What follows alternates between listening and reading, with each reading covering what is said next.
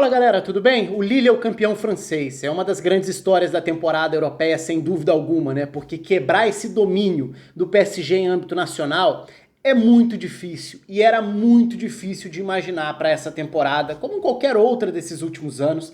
O PSG tem dominado o futebol francês e o Lille consegue se meter no meio, conseguindo um título com muitos méritos, com alguns destaques muito importantes. Não foi uma temporada fácil do ponto de vista administrativo. É claro que esse discurso do não foi fácil serve para qualquer campeão, em qualquer lugar, quase sempre vai ter um discurso do tipo, mesmo que a tabela seja mais ou menos tranquila, mas não é clichê o que eu tô falando do não foi fácil. Eu tô me referindo à questão fora de campo. E esse é um outro tópico que vale pra gente falar aqui. Porque o Lille é campeão e, por exemplo, no domingo, né, dia do título, as manchetes na França, ou parte disso, as manchetes já destacavam a possibilidade da saída do Christophe Galtier, que é o treinador, que levou o Lille ao título francês. E com a possibilidade dele, inclusive, assumir o Nice para a próxima temporada. Ainda não se sabe qual vai ser o futuro do treinador. O mais provável é que ele não permaneça. E aí muita gente vai parar e pensar e perguntar e questionar, isso aconteceu muito no Twitter quando fiz esse tweet no domingo falando sobre essa notícia. Pô, mas por que vai deixar um clube campeão francês, ou prestes a ser campeão, já que essa notícia já vem sendo falada há algumas semanas, para ir para outro lugar, talvez para um clube abaixo na tabela? Pois é, aí é que está um dos tópicos mais relevantes quando a gente olha para a avaliação da construção do Lille dos últimos anos e o que representou esse título. Porque talvez esse título, para muita gente, seja o despertar de um olhar para o Lille. Nossa, pintou um time ali que desbancou o PSG. E é natural, principalmente para quem não acompanha mais de perto o futebol francês, é natural que esse seja o olhar. Se alguém conseguiu desbancar o PSG, ali tem alguma coisa pra gente observar. Só que talvez o processo seja o oposto a esse, no seguinte sentido. Talvez esse tenha sido o título para coroar um ótimo trabalho que foi feito ao longo dos anos e que talvez tenha tido seu capítulo final agora. É impossível, não vou prever o futuro, não tenho essa capacidade. Então a minha ideia aqui não é falar porque acabou com certeza e a partir de agora não vai dar em nada. Não dá pra saber, não é esse o ponto. Mas o ponto é, o Lille que existiu como a gente conheceu enquanto construção dessa equipe que chegou ao título da Ligue 1, esse Lille já estava nos seus últimos momentos. Por quê? Antes de entrar nos destaques individuais, falar um pouco como esse Lille jogava, o que aconteceu de tão importante nessa temporada? E eu vou citar dois vídeos que eu gravei aqui. Um deles é o vídeo em que eu falo sobre como o Lille se tornou nos últimos anos uma referência em valorização e revenda de jogadores no mercado de transferências. Eu gravei esse vídeo quando o Osimhen foi contratado pelo Napoli por um valor altíssimo e era mais um jogador que se enquadrava nesse perfil muito definido de contratações do Lille. Vou deixar os vídeos aqui em cima. Mas esse primeiro vídeo é o vídeo em que eu falo sobre Osimhen chegando por um valor, sendo vendido por muito mais. Nas temporadas anteriores, PP pro Arsenal, Thiago Mendes, outro jogador que se enquadra nesse perfil, Rafael Leão indo pro Milan. O Lille conseguiu contratar jogadores pouco badalados e revender por muito mais. O próprio Gabriel, que foi pro Arsenal também, zagueiro brasileiro. Então assim, o Lille virou uma ótima vitrine, um clube que capta, projeta, desenvolve e vende por muito mais. Isso tinha muito a ver com o nome, que era a grande referência disso, Luiz Campos. Luiz Campos foi o diretor esportivo que conduziu esse processo da equipe do Lille ao longo desses últimos anos. Ele já tinha histórico dentro do futebol francês também, já tinha no Mônaco, por exemplo, transformado o Mônaco em uma grande referência em captação e projeção de jovens jogadores. Então o Lille teve uma filosofia muito bem definida de mercado que deu muito certo e que ajudou a compor boa parte desse time, né? Ajudou a construir esse time que chegou a esse estágio. Chegar ao título é ir além do que se imaginava. O trabalho já estava sendo bem feito. Era bem feito do ponto de vista financeiro, olhando para a receita que isso gerava, para o retorno econômico que isso gerava, mas também do ponto de vista esportivo, o Lille estava brigando onde se imaginava, que era brigar por vaga em Champions. Tentar se colocar ali, no mínimo em Europa League, mas tentando, quem sabe, beliscar uma vaga na Champions, numa concorrência que não seria das mais simples também. Então, o Lille já tinha essa construção de projeto. O Lille subiu um degrau, indiscutivelmente, brigando pelo título e ganhando o título, porque não tem como a gente separar a conquista, por mais que exista uma construção, não tem como a gente virar e falar, então era o caminho natural. Não era. Nada hoje é natural na França se a gente falar em bater o PSG. O normal é o PSG ganhar. O normal é o PSG ganhar sem sustos. E se isso não acontecer, geralmente a gente vai precisar ir por dois caminhos. O que o PSG fez de errado para não chegar a essa conquista? E é natural que a gente encare dessa forma o PSG pela diferença de orçamento, de investimento, de qualidade individual do elenco. Então é evidente que foi uma decepção a temporada do PSG. E do outro lado, claro, a gente tem que reconhecer o caminho de quem conseguiu chegar a esse feito enorme que era disputar rodada após rodada. E foi uma Ligue 1 de uma briga muito interessante, que chegou a ter Lyon e Mônaco, e aí a gente precisa destacar principalmente o trabalho do Niko Kovac no Mônaco. O Mônaco foi um dos times mais interessantes, bem interessantes da temporada europeia, e a arrancada em 2021 foi fantástica, em aproveitamento de pontos, inclusive. Acabou não conseguindo brigar pra valer pelo título até a última rodada, mas chegou a brigar, e talvez se tivesse virado essa chavinha um pouco antes ali na primeira metade da temporada, talvez pudesse até ter saído campeão, porque mostrou um futebol de um nível muito bom, também projetando bons jogadores. Então é um capítulo à parte aqui que merece ser citado. O Lyon alternou altos e baixos. Teve bons momentos, teve bons destaques, como o próprio Paquetá, que fez uma boa temporada, mas foi um time que se esperava mais, porque também tem recurso para mais. É claro que o nível de recurso que o PSG tem é mas o Lyon também tinha bastante recurso individual para cobrar maior regularidade num nível melhor, que acabou não conseguindo apresentar. Então acho que são formas diferentes da gente olhar para esses 4 da parte de cima do campeonato, né? O PSG, sem dúvida, uma decepção. O Lyon decepciona por não ter conseguido uma vaga na Champions, por não ter tido regularidade num nível mais alto, embora tenha tido momentos de um nível bom. E o Lille, dando sequência a uma construção de um trabalho, de uma filosofia, chegando a uma regularidade para ser campeão. Isso era quase inimaginável. E o Mônaco, chegando a um nível muito bom. Acho que esse é um balanço quando a gente fala dos 4 principais times da França na atual temporada. Mas eu falei que um outro fator tinha sido importante na construção do que foi essa temporada e do que foi tão turbulento para o Lille.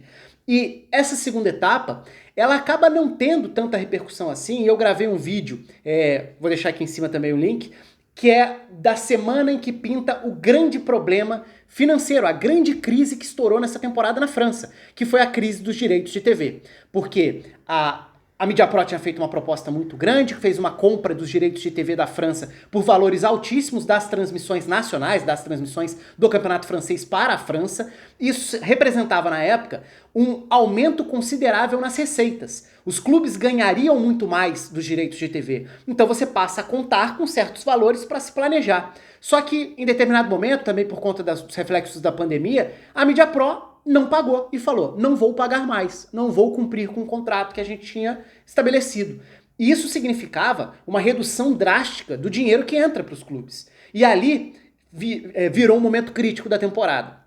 Um momento em que os clubes não sabiam se teriam dinheiro para pagar seus jogadores e funcionários por quanto tempo. O campeonato francês ia parar de ter transmissão, ia continuar sendo transmitido, alguma outra rede ia comprar, ia pagar o que tinha sido pago antes, ou que tinha sido prometido antes, seria muito improvável, porque o valor tinha sido altíssimo, o prometido, sem garantias nos contratos, o que foi uma incompetência enorme por parte da gestão da Liga, mas esse foi um momento muito crítico da Liga, que acabou passando um pouco batido.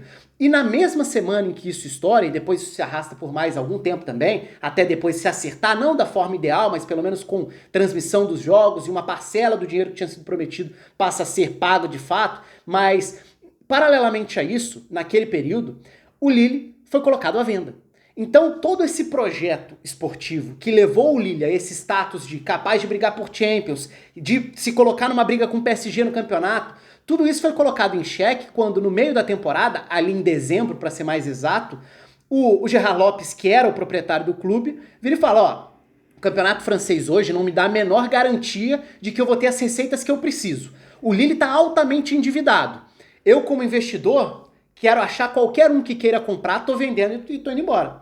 E o Lille, que tinha essa figura como o cara da estabilidade financeira, de gestão, e abaixo dele o Luiz Campos como a personificação do projeto esportivo, o Lille se vê sem nenhuma das duas coisas, porque o Lille é vendido para um fundo de investimento ali mais ou menos no fim de dezembro, por volta disso. Então, no meio da temporada, com o Lille na liderança do campeonato, de forma surpreendente, o Lille se via numa enorme turbulência e numa enorme interrogação fora de campo. O que vai acontecer com o Lille? E o que aconteceu foi, o Luiz Campos saiu, o presidente, o dono, o proprietário, deixa de ser o mesmo, e o Lille vai encerrar a temporada com o que tinha ali. É claro que nessa altura, não ter grandes transformações no elenco era a melhor saída, mas a partir do momento em que você tem turbulência na área de gestão do clube, de administração do clube, você gera incertezas para o futuro. O que vai acontecer do Lille agora, daqui para frente, terminada a temporada? É difícil saber. E isso ajuda a explicar a outra pergunta que fica no ar. Por que o Christophe Galtier vai sair de um time campeão francês de forma impressionante batendo o PSG? Talvez seja essa a resposta. E se o futuro realmente for o Nice, a gente está falando de um dos proprietários de maior poder de investimento do futebol francês. O Nice foi uma decepção nessa temporada. O Nice teve mudanças radicais também dentro dessa temporada, até no comando da equipe. Mas o Nice pode ser, do ponto de vista de planejamento esportivo e investimento, um clube com maior potencial para os próximos anos. Porque no momento, o Lille é uma incógnita. Porque deixou de ter tudo que tinha até então. Então, dado todo esse contexto do que foi a temporada do Lille, a gente entende o porquê o título pode, na verdade, ter encerrado um capítulo e não começado uma era. E aí a gente fala especificamente do time, que não foi o time mais brilhante, não foi o time mais empolgante, o time mais agradável de ver. O Lille, por exemplo, campeão de 2011, que tinha sido o último título do Lille, talvez fosse um time mais agradável. Talvez não, certamente era um time mais agradável, o time do Rudi Garcia, que tinha Gervinho, que tinha Hazard, que tinha Cabaye, entre outros nomes. Aquele era um time mais envolvente, agradável de ver jogar dentro da Ligue 1. Mas isso pouco importa. A gente está falando aqui sobre competitividade, tipo de jogo, estratégia. E o que o Lille teve de muito forte nessa temporada foi competitividade e organização defensiva. E aí tem um mérito muito grande do Christophe Galtier. Porque não era o Lille mais confiável para imaginar que ganharia rodada após rodada.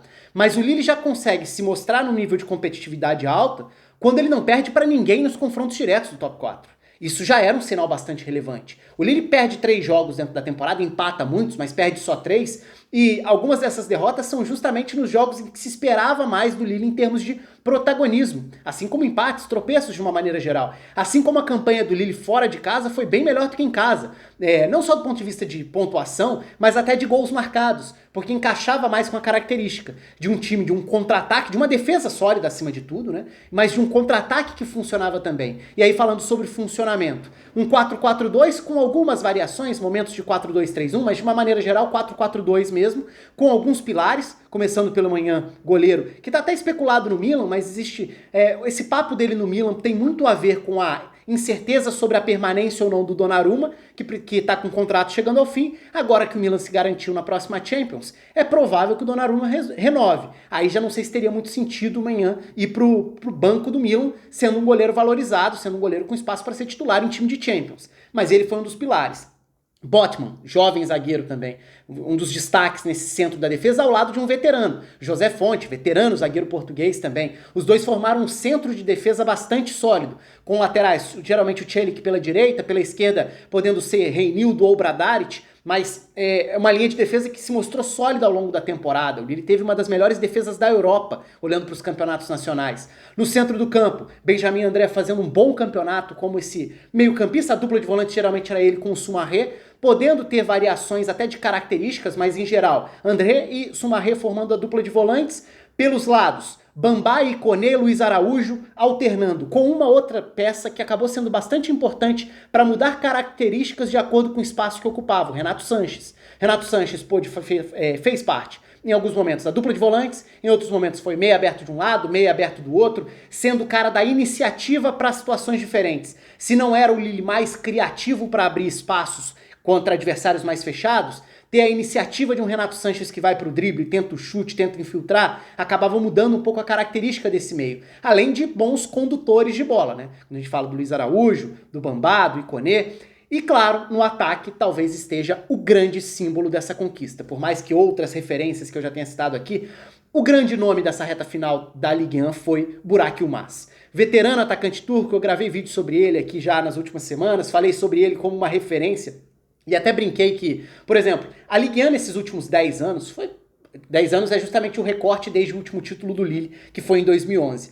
No ano seguinte veio certamente a maior zebra da França ao longo desses últimos anos. O Montpellier foi campeão francês em 2012. Depois disso, e esse foi o processo de início de construção e fortalecimento do PSG na era bilionária.